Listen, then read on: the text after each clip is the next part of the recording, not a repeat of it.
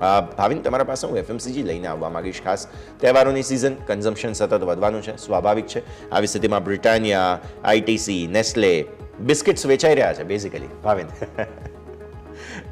Definitely yes, overall consumption હવે I think જે હિસાબથી તહેવારની સિઝન છે થોડું કન્ઝમ્પશનમાં ફોકસ આવી જશે એવું દેખાઈ રહ્યું છે.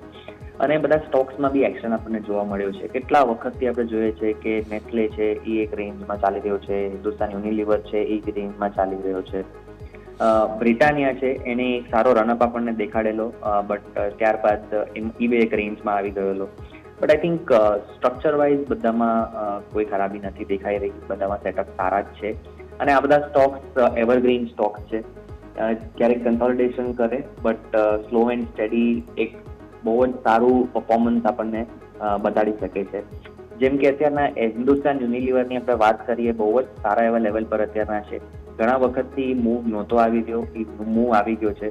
મને એમ લાગે છે કે આ સ્ટોકમાં એક સારું રનઅપ આપણને અહીંયાથી બી જોવા મળી શકે છે. એક લાઈફ હાઈ ટેરેટરીમાં ટ્રેડ કરવાની કોશિશ કરી રહ્યો છે આ સ્ટોક. મંથલી સ્કેલમાં સારું એવું બ્રેકઆઉટ છે અને મોમેન્ટમ બહુ સારું પકડે છે. મને એમ લાગે છે આ સ્ટોકમાં એક સારો પોઝિશનલ બેટ લઈ શકાશે. 3000 થી 3250 ના લેવલ્સ બી હિન્દુસ્તાન યુનિલિવરમાં આપણને જોવા મળી શકે છે.